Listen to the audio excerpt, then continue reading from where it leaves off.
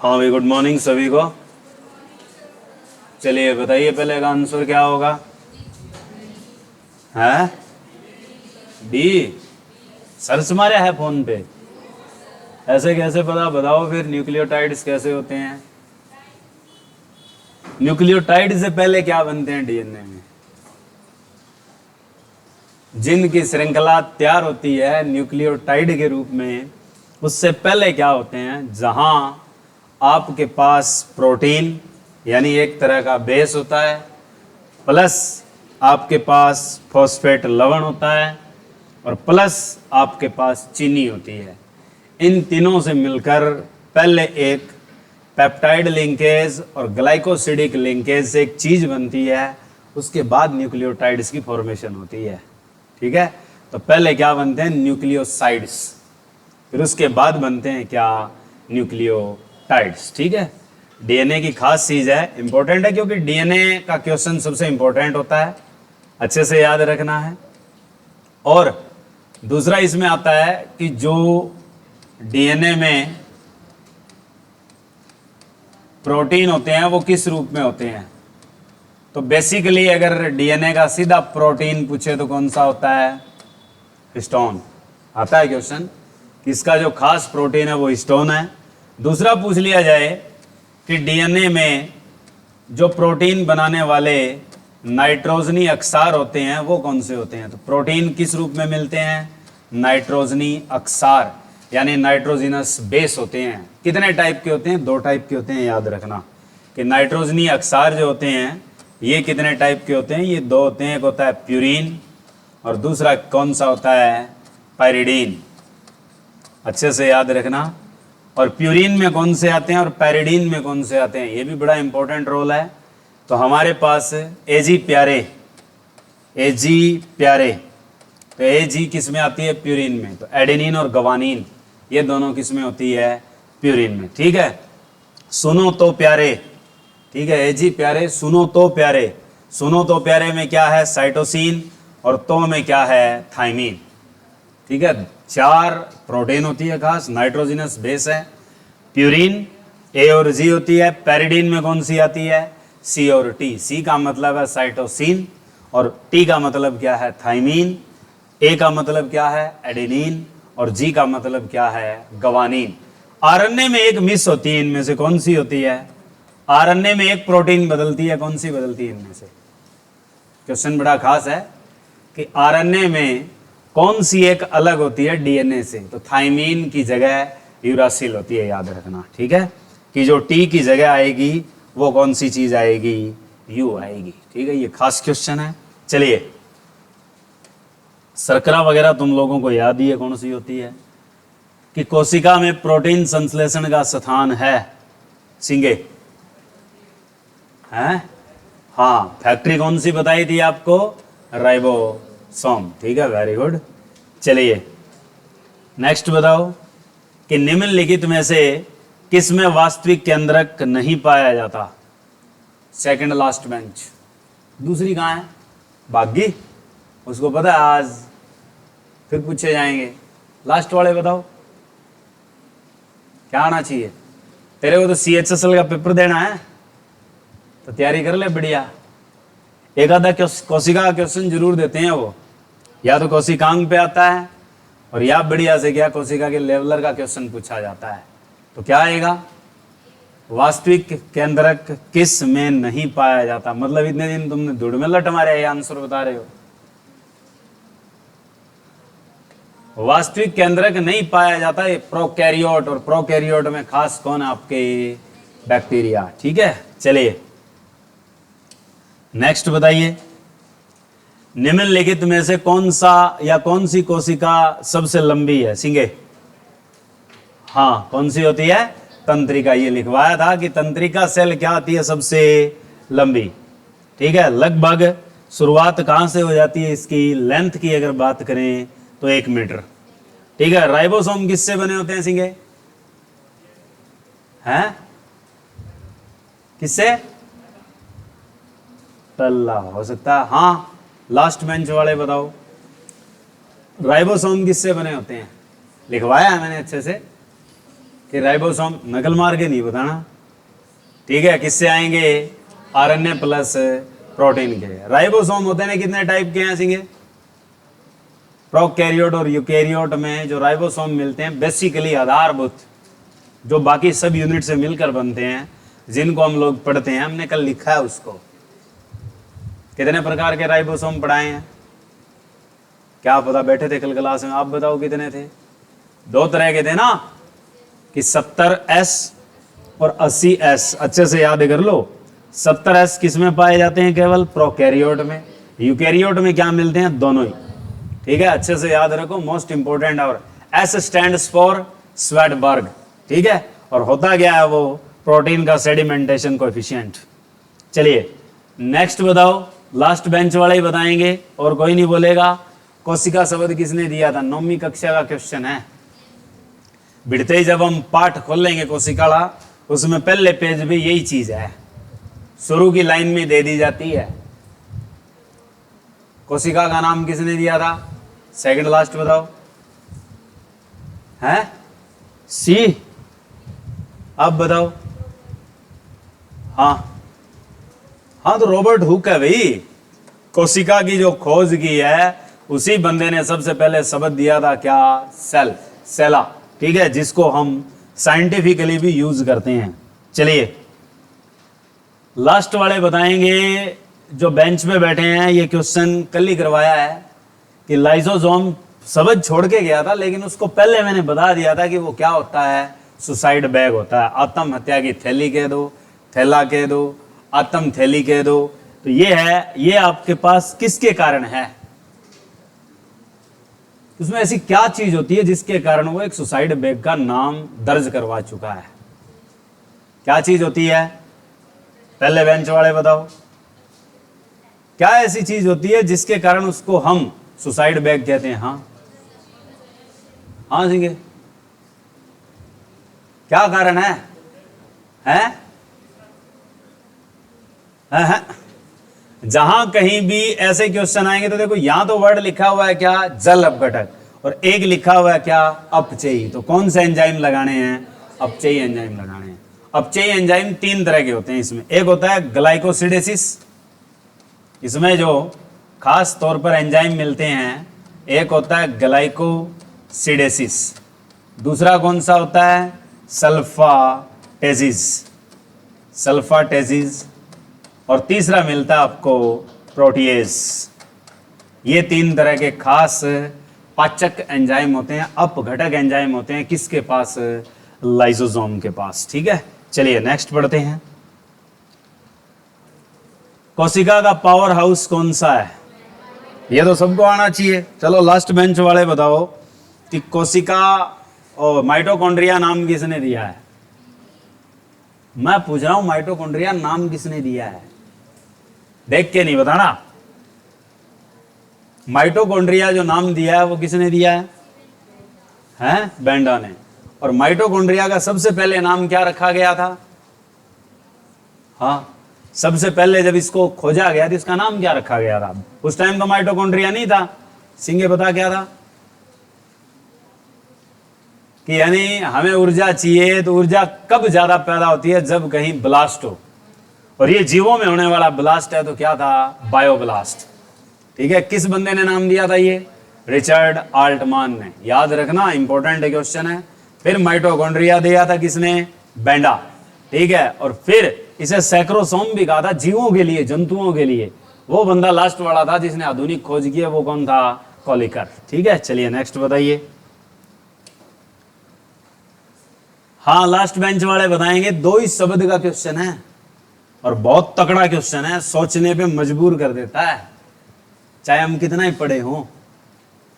Exam में confusion कर देता है, चाहे हमारी तैयारी कितनी अच्छी हो। ये ऐसा क्वेश्चन है कि वहां पे डगमगा जाते हैं हम, हमारा कॉन्फिडेंस 0 रहता है वहां पे, इसीलिए हमारे दिमाग से स्किप हो जाता है। सिर्फ 2 ही शब्द का क्वेश्चन होता है ये, और इतना दाकड़ है। 9वीं कक्षा का क्वेश्चन है।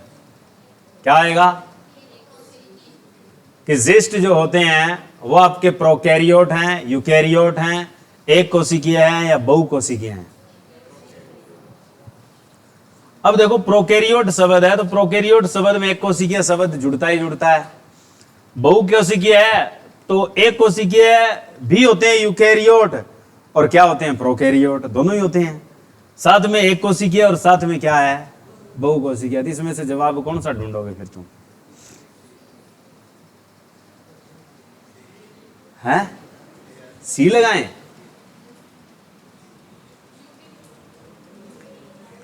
भाई हाँ बताओ बताओ, सही है, ए आएगा।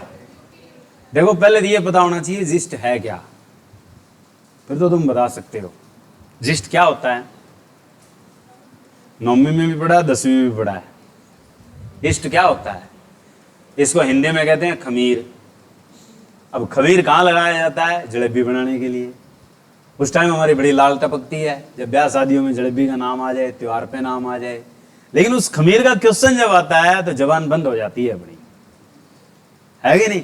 तो तुम्हें कहा था कि जिस चीज का हम आनंद लेते हैं उसके बगैर उसके ऊपर एग्जामिनर जरूर क्वेश्चन पूछता है। तो ये खमीर का क्वेश्चन सबसे इंपॉर्टेंट है।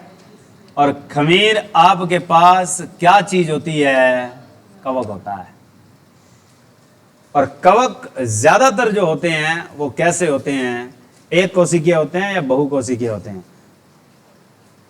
अब फंस गए तुम। ज्यादातर वो बहुकोशिकीय होते हैं। क्या होते हैं? बहुकोशिकीय। ठीक है, यूकेरियोट तो है ही है, लेकिन यहां जो अलग, क्योंकि यूकेरियोट एक कोशिकीय हो सकते हैं, प्रोकैरियोट भी एक कोशिकीय हो सकते हैं। तो जिस्ट की कॉलोनी होती है, इसलिए उसके लिए टैग कौन सा सूटेबल है? यहाँ पे बहुकोशिकीय है। ठीक है, ये याद रखना। क्यों? क्योंकि ये जो खमीर वाले होते हैं ये किस में रहते हैं? ज्यादातर कॉलोनीज में रहते हैं। कॉलोनीज के कारण इनको क्या कहा जाता है? मल्टी सेलुलर कहा जाता है। ठीक है, लेकिन लुई पास्चर जब आया था तो उस बंदों ने जिस्ट को क्या नाम दिया था? सिर्फ माइक्रो ऑर्गेनिज्म कहा था। और उसने किस श्रेणी में रखा था इनको? जीवाणु की श्रेणी में रखा था। लेकिन बाद में चला पता कि ये आपके जीवाणु नहीं होते, ये क्या होते हैं? कवक होते हैं। तो नेक्स्ट बताओ, सभी कवक सदैव होते हैं। कैसे होते हैं? अभी बताया कवक के ऊपर तो बात आ गई, लेकिन अब क्वेश्चन कर रहा है कि सभी कवक होते हैं, कैसे होते हैं? सदैव, always. Where they have to be produce, कि ये पैदा कहां होते हैं? अब जैसे ही बारिश आएगी, जहां कहीं भी गांव में खतियों के ढेर लगे हुए हैं उन पे यही बंदे देखने को मिलेंगे हमें। ठीक है, यानी ये किस जगह आश्रित होते हैं? गली सड़ी चीजों पर। और जो गली सड़ी चीजों पे होते हैं उनको खास तौर पर हम क्या कहते हैं? मृतोपजीवी कहते हैं। ठीक है, उनको हम क्या कहेंगे? क्यों? अब परजीवी क्यों नहीं कहा हमने इनको? क्योंकि परजीवी वो होते हैं जो रोग फैलाते हैं। तो सारे कवक रोग नहीं फैलाते। अगर सारे कवक रोग फैलाने वाले होते तो तुम खाते भी ना। ठीक है, कवक तो खाए भी जाते हैं। किस रूप में खाए जाते हैं? कवक खाए जाते हैं, तू बता। कवक किस में खाए जाते हैं? जिसमें हमारा हरियाणा राज्य सबसे अग्रणी है। किसमें? खुम्बी, मशरूम। ठीक है, चलिए नेक्स्ट बताओ फिर। कवकों में संचित भोज्य पदार्थ प्राय होते हैं। ये वैसे पहले बता रखे, कोशिका में दोबारा आते हैं ये। हाँ सिंगे, कवक में भोजन का स्टोरेज होता है किस रूप में? और लिखवा रखा है, पहले भी पढ़ाया है कि हमारी बॉडी में जो होता है वही इनमें होता है। ठीक है, हमारी बॉडी में कौन सा स्टोरेज होता है? ग्लाइकोजन, या क्या है? तेल बिंदु। ठीक है, चलिए नेक्स्ट बताइए। आरएनए की संरचना में डीएनए में उपस्थित थायमिन के स्थान पर क्या होता है? कोई नहीं बोलेगा, जिससे पूछे हुए बताए। सबसे लास्ट बेंच वाले बताएंगे। पहले ये बता के आया हूं अभी थोड़ी देर पहले। सबसे पहले क्वेश्चन में मैंने यही बताया था। इतनी दूर का तो याद रख ही सकते हो, जब सबसे पहला मैंने क्वेश्चन करवाया था उसमें यही करवाया था। आप बताओ कौन सा आना चाहिए? हैं? बी। आप बताओ। अच्छा तुम बता। अभी पहला क्वेश्चन यही करवाया था मैंने और यही चीज लिखवाई थी मैंने। इन दोनों में मगर एक ही चीज का अंतर होता है, वही तुमने याद रखना है और यही एग्जाम में पूछा जाता है। अभी बता के आया हूं कि जो आपके पास टी होता है उसकी जगह क्या होता है? यू। यू क्या होती है? यूरेसिल होती है। ठीक है, अभी तो बताया है। ठीक है, चलिए नेक्स्ट पहुंचते हैं। हाँ, निम्नलिखित में से कौन सबसे छोटा जीव है? सिंगे। सबसे छोटा कौन सा है? लास्ट बेंच वाले, जीवाणु। सेकंड लास्ट, इधर सबसे छोटा कौन सा होता है? कि माँ मुझे भी ले जाओ प्लीज। जो सबसे छोटा होता है वही आवाज करता है, ठीक है। तो क्या आएगा? माइकोप्लाज्म, ठीक है। चलिए, और माइकोप्लाज्म है क्या? जीवाणु है, ठीक है, जिसको किस नाम से जानते हैं आप? PPLO, ठीक है। चलिए ये बताइए, प्लाज्मा झिल्ली क्या करती है? प्रोटीन संश्लेषण में सहायता करती है, केवल जल के कोशिका में प्रवेश और निकासी को नियंत्रित करती है, कोशिका में जल खनिज लवणों के प्रवेश या निकासी को नियंत्रित करती है, पादप कोशिका के कोशिकांगों की सुरक्षा करती है। कि सेल मेम्ब्रेन क्या काम करती है? तो मैं लिखवाया था कि ये कुछ एक पदार्थों को ही आने और जाने देती है, और वो आने और जाने देती है, तो इसलिए उसका नाम रखा जाता है सेमी परमिएबल मेम्ब्रेन। और सेमी परमिएबल जो मेम्ब्रेन होती है, ये आपके पास किस तरह के कणों को गुजारने में सक्षम होती है? तो खास तौर पे क्या होता है? पानी, ठीक है। अब खनिज लवण तो बहुत होते हैं, खनिज लवण सीधा शब्द आ गया तो हम इस पे टिक नहीं करेंगे। टिक कब करेंगे कि खनिज लवण के अणु जल के कणों से क्या होने चाहिए? छोटे, तो वो पार कर सकते हैं, वरना वो पार नहीं कर सकते। तो इसलिए इसका सुटेबल आंसर क्या है? कि केवल जल के कोशिका में प्रवेश और क्या करती है? निकास को नियंत्रित करती है। क्यों?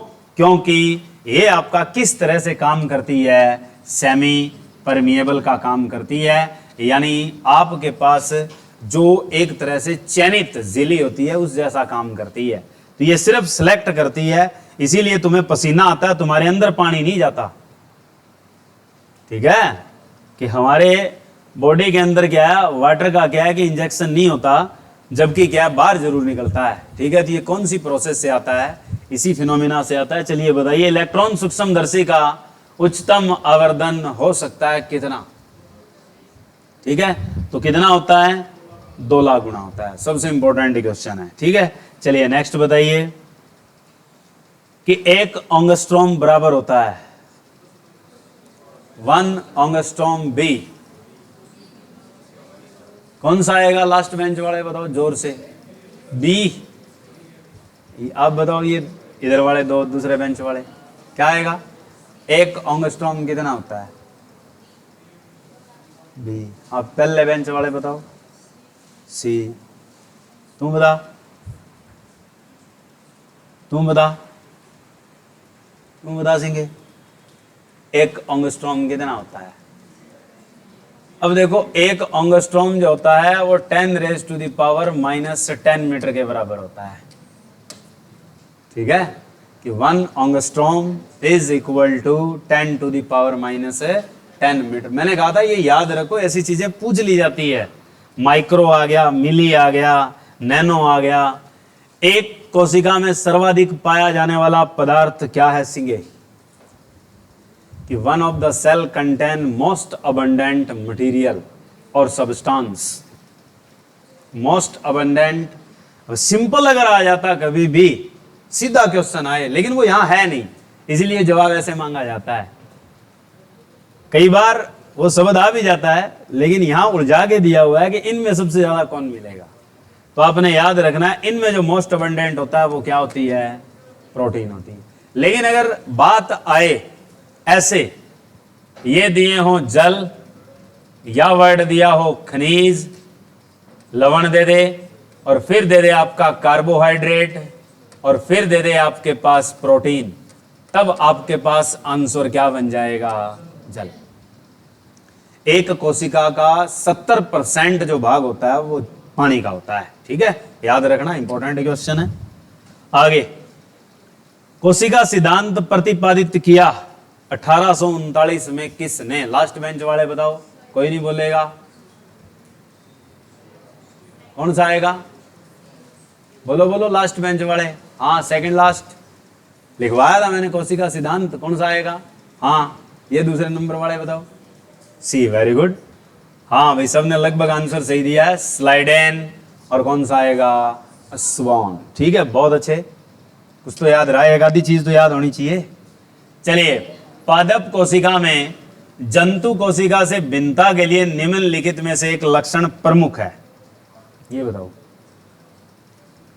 विच statement be more preferable for difference between plant and animal cell? बात तो ठीक है तेरी, और बताओ, अब बताओ। स्टेटमेंट एक्यूरेट ढूंढनी है, इनमें फंसते हैं हम। ये ऐसे क्वेश्चन होते हैं जो आते हुए भी गलत हो जाते हैं, क्योंकि स्टेटमेंट ही ऐसी दी होती है अगले ने। क्योंकि हम ये फंसते क्यों हैं? क्योंकि हमारा बेस ZER होता है वहां पे। अगर थोड़ा बहुत उस पर कॉन्ट्राडिक्ट कर लें, हम विचार कर लें, तो हम जवाब सही दे सकते हैं कि जंतुओं में एक चीज नहीं होती। क्या नहीं होती?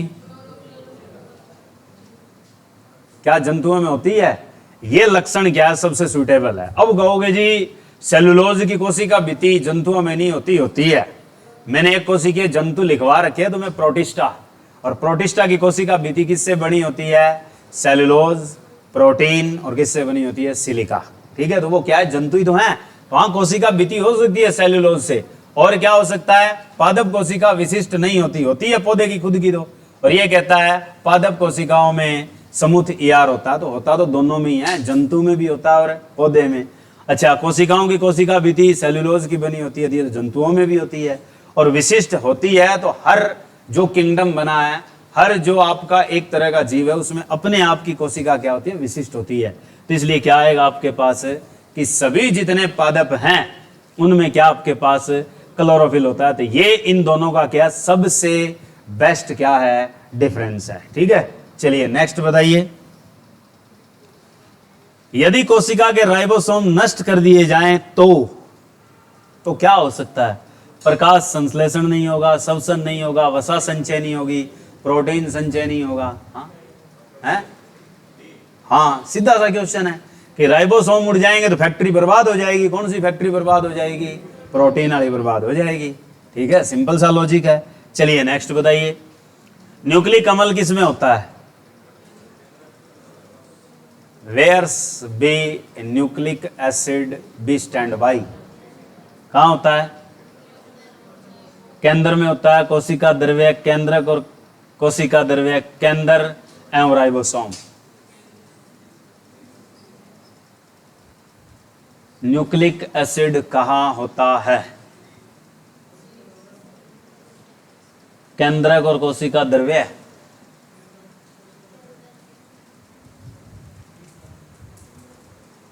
बताओ बताओ, सही है। न्यूक्लिक एसिड वर्ड बोला है, तो न्यूक्लिक एसिड कहां कहां होता है? तो आपने एक वर्ड पढ़ा राइबोसोम। राइबोसोम कहां बैठे होते हैं? कोशिका द्रव्य में बैठे होते हैं। और क्या बनाते हैं? प्रोटीन। फिर एक क्वेश्चन आता है, उस पर आप पढ़ते हैं कि वो बने किससे होते हैं, कि राइबोसोम किससे बने होते हैं? RNA से। और प्लस किससे बने होते हैं? प्रोटीन। तो RNA का पूरा नाम क्या होता है? Ribo nucleic acid. तो न्यूक्लिक एसिड आ गया कि नहीं आ गया? प्लस DNA में भी वर्ड क्या होता है? Deoxy ribo nucleic acid. तो वहां भी क्या? Nucleic acid. तो वो कहां बैठा होता है? केंद्र में। तो कोशिका द्रव्य में भी है और कहां है? केंद्रक में भी है। तो आपके पास क्या आएगा? केंद्रक और कोशिका द्रव्य दोनों। ठीक है, चलिए वेरी गुड। नेक्स्ट बताइए। ये सिर्फ तुम्हारे तथ्य पर है, विचार करने पर, और कुछ नहीं है। RNA का मुख्य कार्य क्या है? पाचन क्रिया में सहायता करना, प्रोटीन संश्लेषण में सहायता करना, दोनों या इनमें से कोई नहीं? दोनों कैसे? दोनों कैसे भाई?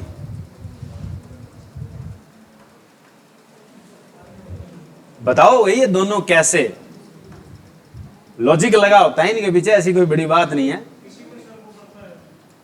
प्रोटीन तो देखो फिक्स है कि प्रोटीन बनाने में RNA का योगदान होता है, ये तो है ही है, क्योंकि हमने पढ़ा है mRNA जो खास है वो किस में काम करता है? प्रोटीन संश्लेषण। कहानी अड़गी अब कहां की? पाचन की। ये कैसे होगा? क्योंकि आप लोगों ने एक चीज पढ़ी है कि आपके पास क्या होते हैं? राइबोसोम होते हैं। और राइबोसोम मैंने पढ़ाए हैं दो तरह के, एक 70 और एक 80। फिर हमने पढ़ा था कोशिका के ऐसे कौन से कोशिकांग हैं जिनके पास 70S तो क्या होते हैं, राइबोसोम, और खुद के क्या होते हैं, डीएनए।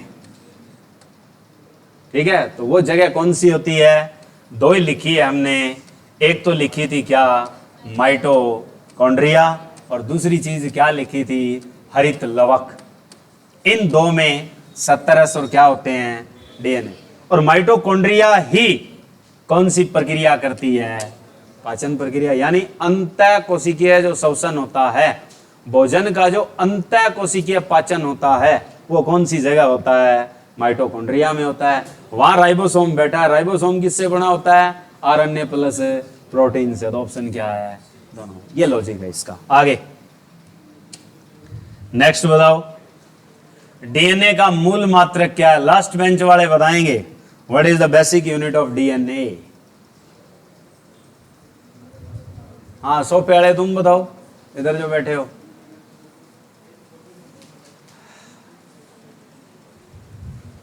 हाँ सिंगे है, आप बताओ। बता रखा है वैसे मैंने तो अपनी तरफ से। ठीक है, जब भी डीएनए बताया था उसमें बताया था मैंने। हाँ आप बताओ क्या आएगा। हाँ हाँ, कि डीएनए का मूल मात्रक क्या है, क्या हो सकता है। हाँ, क्योंकि आप लोगों ने पढ़ा है, आपने दो बातें बताई थी तुम्हें कि एक इसमें क्या बनती है, श्रृंखला, और जो श्रृंखला यौगिक होती है वो किस रूप में होती है, न्यूक्लियोटाइड्स में होती है। ठीक है, और जिनसे मिलकर आता है वो क्या चीजें होती है, न्यूक्लियोसाइड्स होते हैं। जब वो बॉन्डिंग करते हैं, साइट फॉर्मेशन बॉन्डिंग के लिए लगती है, याद रखना। आगे, निम्नलिखित की कोशिका सूक्ष्मतम जीवित कोशिका है। एक और आ जाते हैं, 1 मिनट बैक, एक पॉइंट और बताते हैं तुम्हें इसमें, कि अगर मान लो ये ना होता, सिर्फ विटामिन वसा, और यहाँ पे वर्ड लिखा होता कार्बोहाइड्रेट, और फिर वर्ड एक लिखा होता तुम्हारे पास क्या, प्रोटीन, तो क्या लगाते, तो प्रोटीन लगा देते। ठीक है, कि न्यूक्लियोटाइड की बॉन्डिंग खास तौर पे कौन सी होती है, प्रोटीन। मान लीजिए ये सारे ना होते और यूं आ जाता कि डीएनए की बेसिक इकाई क्या है, एमआरएनए, जीन, ठीक है, हार्मोन, और फिर लिख देता साथ में प्रोटीन। एक क्वेश्चन ये भी बनता है, क्योंकि एक में कितने निकाल लो कोई फर्क नहीं पड़ता। ठीक है, तो यहां क्या लगा के आओगे फिर।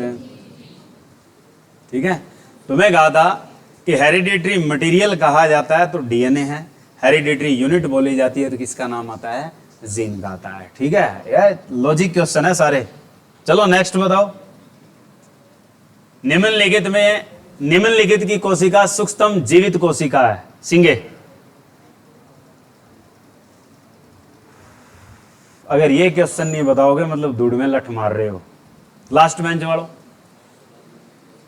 अभी बता के आए हैं कि सबसे छोटी कोशिका, यही पूछ रहा है, बस वर्डिंग अलग की है उसने।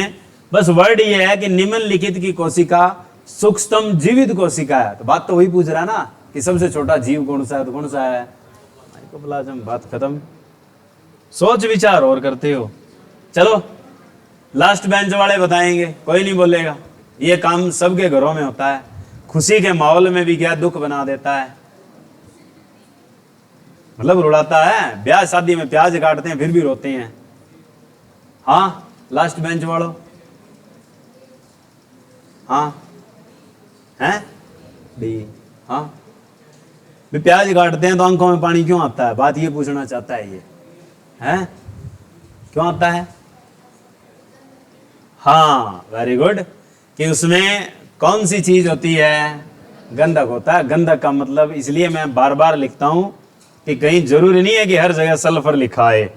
क्या शब्द हो सकता है, गंधक। तो गंधक क्या होता है, सल्फरित होता है। सल्फर के कारण आंख तुम्हारी क्या करता है, साफ करता है। इसीलिए क्या है, हम रोते हैं जब प्याज काटते हैं। ठीक है, और जो दुर्गंध पैदा होती है वो किसके कारण होती है, पोटेशियम के कारण। ठीक है, चलिए कोशिका में भोजन या ग्लूकोज का ऑक्सीकरण कहां होता है? अभी बता के आया हूं लास्ट बेंच वाले कि आपके पास भोजन या ग्लूकोज का, यानी या वर्ड लगा तो इसका मतलब वो ग्लूकोज ही कहना चाहता है कि ग्लूकोज का ऑक्सीकरण कहां संपन्न होता है। अभी जस्ट बता के आया हूं 2 या 3 क्वेश्चन पहले। आप बताओ। अभी तो पढ़ाया था कि हमारे शरीर में अंतः कोशिकीय जो पाचन होता है कौन सी जगह होता है? अभी लिख के आए हैं। कौन सी जगह थी? माइटोकॉन्ड्रिया ही तो थी। ठीक है, आगे ये बताओ कि कोशिका गतिविधियां नियंत्रित की जाती है किसके द्वारा?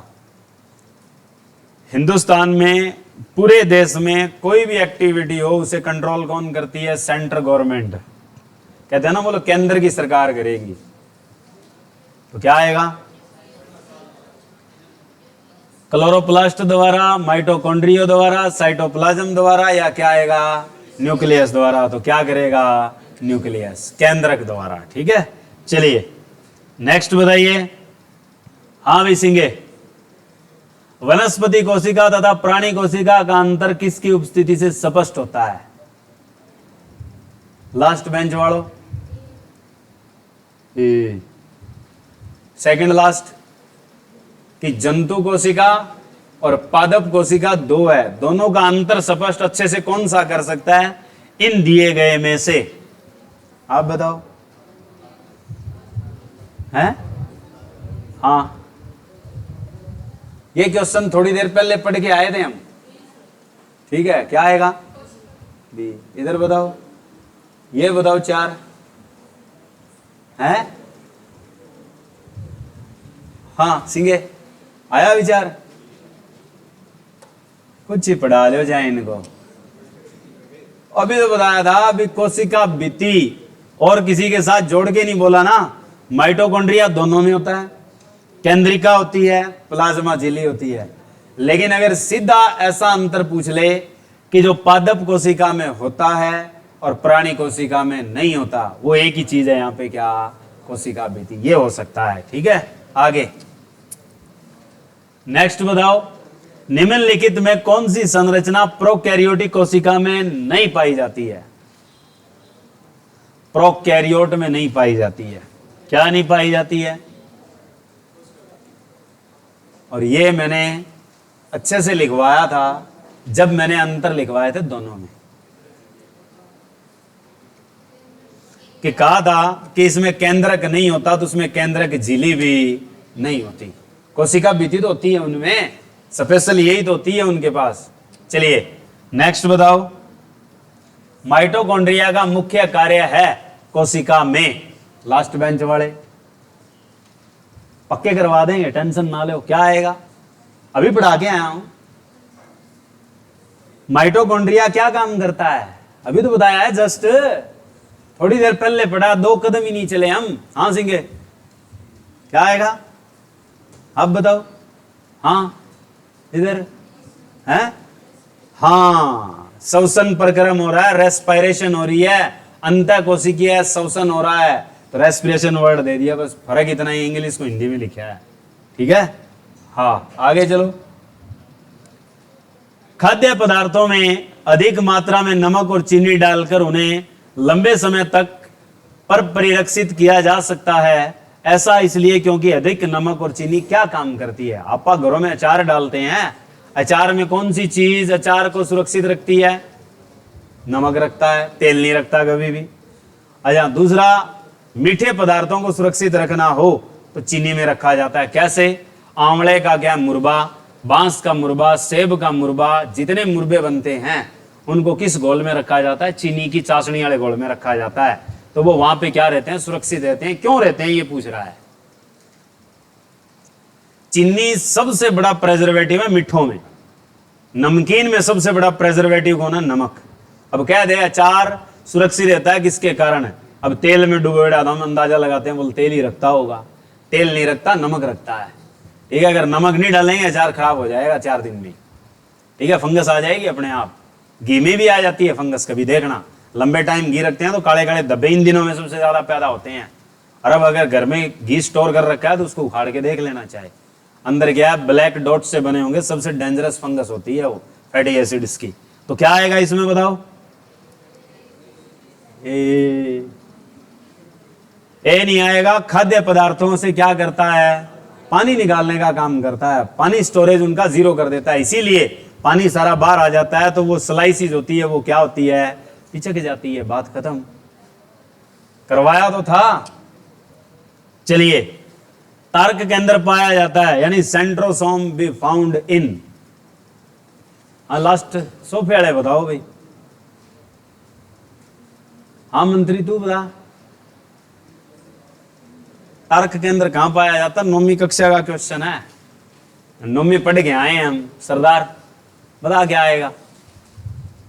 तर्क के अंदर कल पढ़ाया था हैं कि प्राणी कोष में पाया जाता है, लाल शैवाल में पाया जाता है, प्रोकैरियोट में पाया जाता है, पुष्पित पौधों में पाया जाता है। तो आपने याद रखना है कि तर्क के अंदर केवल और केवल जंतु कोशिका में पाया जाता है। पल्ले बांध लो इसको।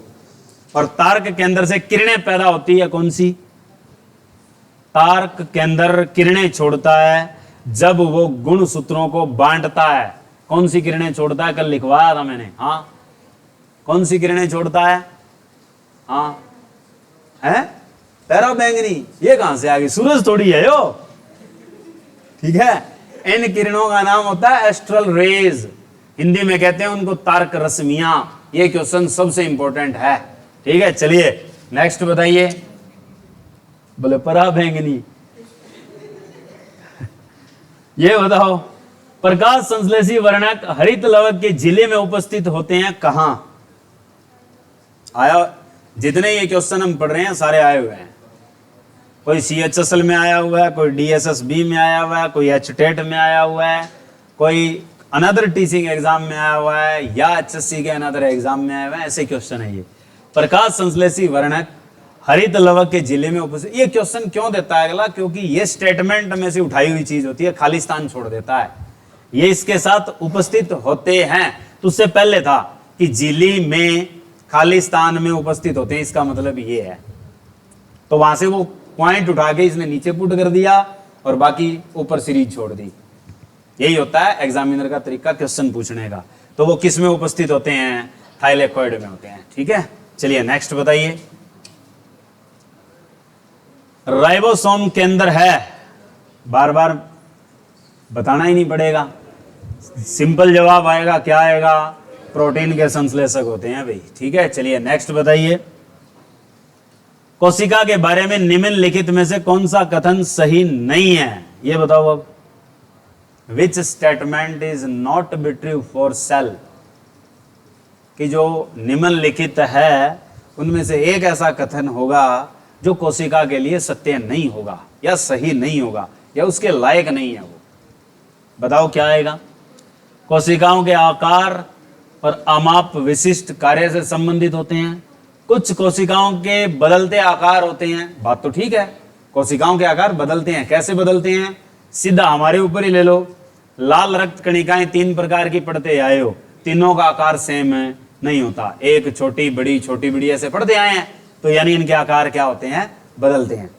अच्छा, बात आ गई कोशिकाओं के आकार और अमाप विशिष्ट कार्य से संबंधित होते हैं। बात सही है कि जिस आकार की कोशिका होती है वो उसी का ही काम कर रही है। जैसे रेड ब्लड सेल है, किसको कैरी करती है? आरबीसी। तुम बताओ। In human body RBC carried. हाँ, आरबीसी किसको कैरी करके चलती है? हाँ, ऑक्सीजन। हमारे शरीर में ऑक्सीजन की सप्लाई किसकी जुम्मे है? सारी आरबीसी के। क्यों? क्योंकि उसमें क्या बैठा होता है? HB हेमोग्लोबिन बैठा होता है। तो इसलिए ये बात भी क्या है? ठीक। ये बात भी क्या है? ठीक। आगे वाले पढ़ के देखो। प्रत्येक कोशिका में निष्पादन की अपनी क्षमता होती है, यानी reproductive power of each cell be carried. Yes, होती है। रह गया तो एक ही, यही गलत होगा। सोचते हैं क्यों गलत होगा? क्या लिखा है कि सभी देह ऊतकों में क्या है? एक ही प्रकार की कोशिकाएं पाई जाती है। ये बात सही नहीं है, भिन्न भिन्न कोशिकाएं आती है, ठीक है। तो ये बात क्या होगी आपकी? गलत होगी। तो ऑप्शन कौन सा सही है इसमें? डी, ठीक है। चलिए नेक्स्ट बताइए।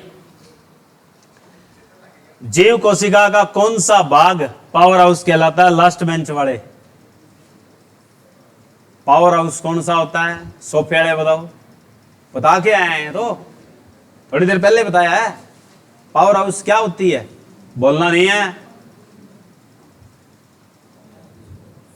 धीरे से बोल रही है, चुपके से मुंह नीचे करके। और उसको भी बता रही थी तू सी, मेरे को नहीं, मेरे को दिख रहा है भाई, नजर इधर नहीं थी, नीचे नस करके यूं घुमा के क्रॉस मार रही थी। ठीक है, हाँ तू बता क्या आएगा? हाँ क्या आएगा? माइटोकॉन्ड्रिया। ठीक है, एग्जाम में नकल करवा सकते हैं तो नकलचियों को पकड़ भी सकते हैं। बताओ, जंतु कोशिका में निम्नलिखित में से क्या अनुपस्थित होता है?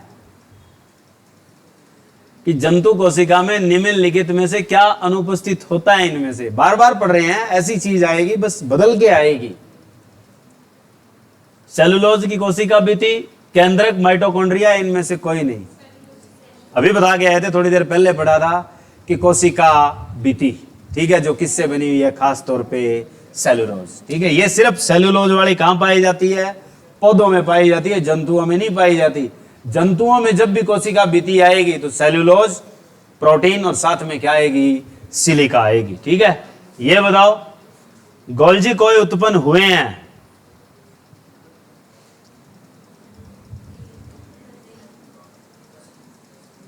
किससे पैदा होते हैं गोल्जी कोय?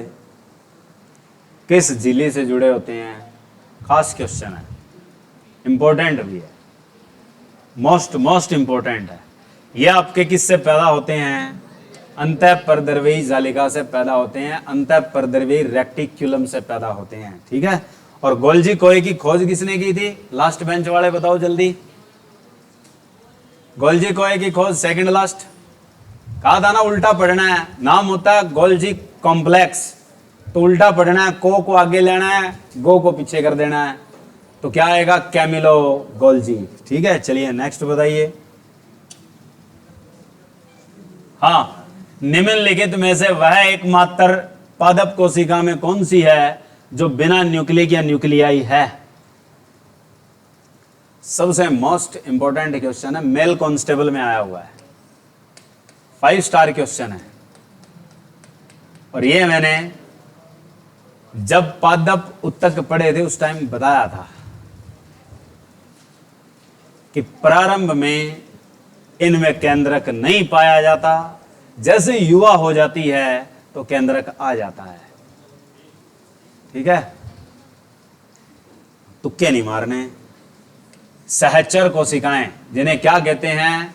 कंपेनियन सेल, सह कोशिकाएं भी बोलते हैं, कि सहचर कोशिकाएं, या इनको कहते हैं साथी कोशिकाएं, या इनको कहते हैं सह कोशिकाएं, और इंग्लिश में इन्हें क्या कहा जाता है? Companion cell. ठीक है, चलिए नेक्स्ट बताइए। संरचनाओं के कौन से युग प्राय पादप और जंतु दोनों कोशिकाओं में पाए जाते हैं? बताओ। हाँ सिंगे,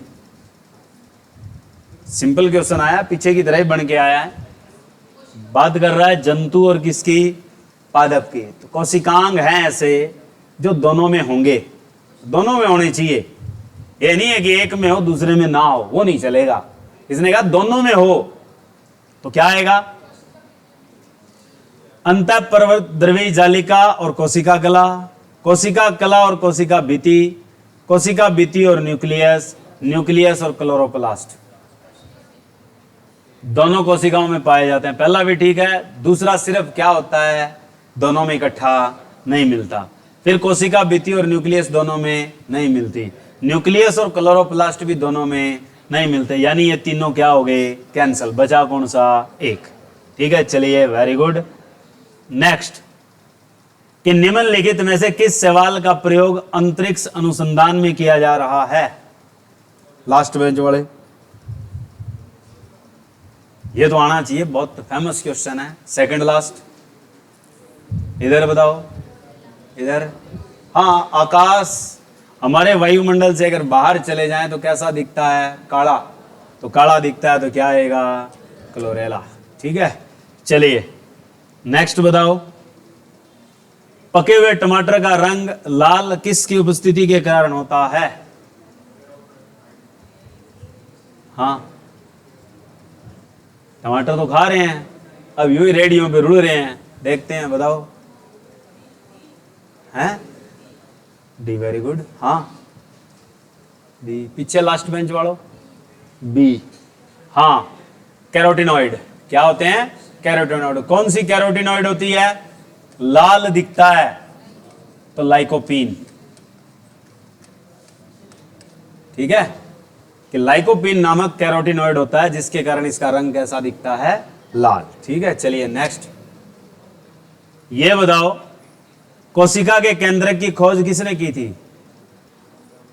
ये तो आना चाहिए कम से कम। ठीक है, क्या आएगा? Robert brown. ठीक है, वेरी गुड। रॉबर्ट ब्राउन ने एक गति भी दी थी, कौन सी गति बताई है?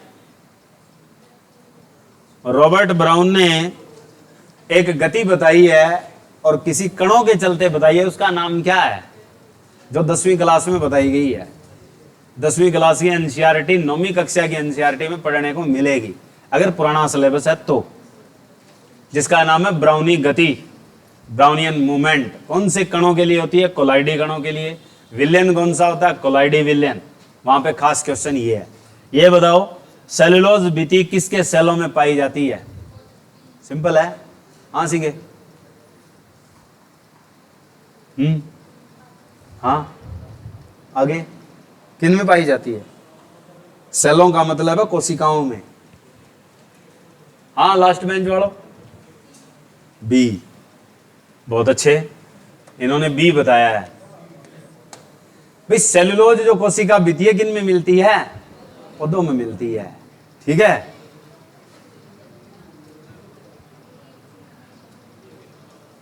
कई बार उगेड़ी खेती पे पानी लगा के तुम रोड कर देते हो। ठीक है, तो वही बात है, थोड़ी देर पहले हमने पढ़ा था पौधों में कोशिका भित्ति कौन सी होती है? सेलुलोज की। वही क्वेश्चन आ जाता है, बोले जी ये नहीं, बी है, बैक्टीरिया बता देते हैं। ये कोई हाल थोड़ी है। हाँ, कोशिका किसके कारण क्या सफेद होती है? हाँ सिंगे, सफेद का मतलब होता है ट्रगिडिटी। बहुत अच्छे से बताया है। और ट्रगिडिटी खास तौर पर हम पौधों में कौन सी कोशिकाओं में देखते हैं? तो जैसे एक क्रिया होती है और जो पौधे की पत्तियों में होती है, पौधों की पत्तियों में जो स्टोमेटाज ओपन होते हैं, रंध्र खुलते हैं, कौन सी कोशिकाओं से खुलते हैं? कौन सी कोशिकाएं होती है वो? गार्ड सेल, सुरक्षा कोशिकाएं। और वो कब खुलती है? जब उनमें पानी भरता है, और पानी भरना ही क्या कहलाता है? सफेदी बनाता है। तो यही तो वो पूछ रहा है कि ये सफेदी इनमें से किसके कारण है? अंतःप्रासरण, एंडोस्मोसिस। एंडोस्मोसिस का मतलब होता है पानी का अंदर भरना। तो जिससे क्या होती है? कोशिकाएं स्वेल अप हो जाती है, फूल जाती है, उसी को हम कहते हैं। चलिए नेक्स्ट बताइए। अतिवर्धन का अर्थ है? अतिवर्धन का एक होता है अतिवृद्धि, एक होता है अतिवर्धन। दोनों में फर्क है, याद रखना। एक शब्द आता है इसी तरीके का, उसको कहते हैं अतिवृद्धि, हाइपरट्रॉफी। और हाइपरप्लास्मिया, ये होता है हाइपरप्लास्मिया, वो होता है हाइपरट्रॉफी। दोनों में फर्क है। और दोनों चीजें किससे जुड़ी होती है? आयतन वृद्धि। आयतन वृद्धि का मतलब होता है फैलाव, पर वो अलग अलग तरीके से होता है। इसमें क्या होता है? कोशिकाओं का आकार बदलता है। याद रखना, अतिवृद्धि जब होती है तो कोशिकाओं के आकार बदलने पर उत्तक के आयतन में वृद्धि, इसको कहते हैं अतिवृद्धि। ठीक है। और दूसरा आता है कि कोशिकाओं की संख्या में असामान्य वृद्धि हो जाए तो उत्तकों का आकार बदल जाता है, उसी को हम क्या कहते हैं? अतिवर्धन। अतिवर्धन होता है कोशिकाओं में संख्या में क्या हो जाए? असामान्य वृद्धि हो जाए, जिससे उत्तक का आकार बदल जाए, तो उसे कहते हैं अतिवर्धन। इसमें संख्या बदली है, आकार नहीं बदलता। उसमें क्या होता है? आकार बदलता है, संख्या वही रहती है, और उत्तक का क्या आयतन है? बढ़ जाता है। तो एक तो संख्या से बढ़ना, और एक आकार के बदलने से बढ़ना, दोनों में फर्क है। हाइपरट्रॉफी, हाइपरप्लास्मिया, दोनों फिनोमिना होते हैं और दोनों किससे जुड़े होते हैं? उत्तक से जुड़े होते हैं। ठीक है, चलिए नेक्स्ट बताइए, सबसे छोटा जीव जो समय विकास एवं प्रजनन करने में समर्थ है। हो गया, बताने की आवश्यकता ही नहीं है। चलिए नेक्स्ट बताइए, जीवन की मूलभूत इकाई क्या है? सिंपल है, ऐसे क्वेश्चन तो तुम हवा में उड़ा दोगे। अब बताओ, मानव शरीर में मौजूद निम्नलिखित कोशिकाओं में से किस में माइटोकॉन्ड्रिया नहीं पाया जाता?